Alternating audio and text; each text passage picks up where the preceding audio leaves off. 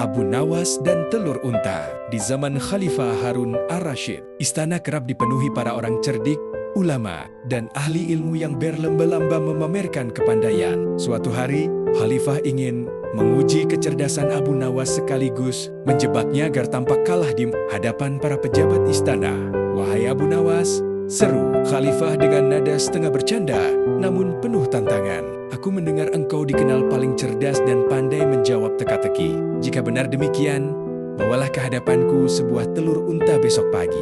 Jika engkau berhasil, akan kuberikan hadiah 10 kantong emas. Namun jika gagal, engkau harus berjalan berkeliling kota Baghdad sambil berteriak, 'Aku orang yang paling bodoh di seluruh negeri ini.'" Semua orang yang hadir tertawa lebar.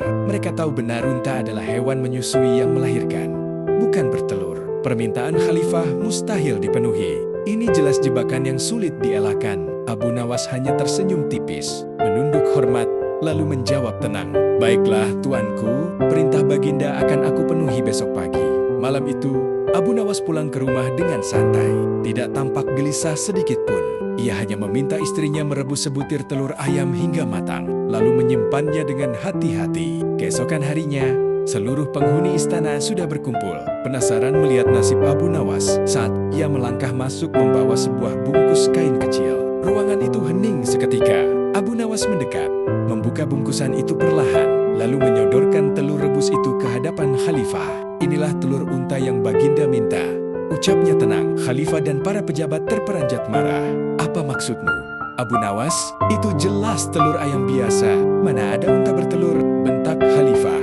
Abu Nawas menunduk hormat, lalu menjawab dengan suara jernih, "Benar sekali tuanku, jika baginda yakin ini telur ayam, maka baginda pasti bisa menunjukkan seekor unta jantan yang bisa bertelur, bukan? Karena bagindalah yang meminta telur dari hewan yang bahkan tidak mungkin menghasilkannya. Jika baginda bisa membuktikan ada unta yang bertelur, maka telur di tanganku ini pastilah telur unta seperti perintah baginda." Seluruh ruangan terdiam. Tak ada satupun yang sanggup menyanggah. Khalifah Harun ar-Rasyid terdiam lama, lalu perlahan wajahnya berubah dari marah menjadi senyum lebar.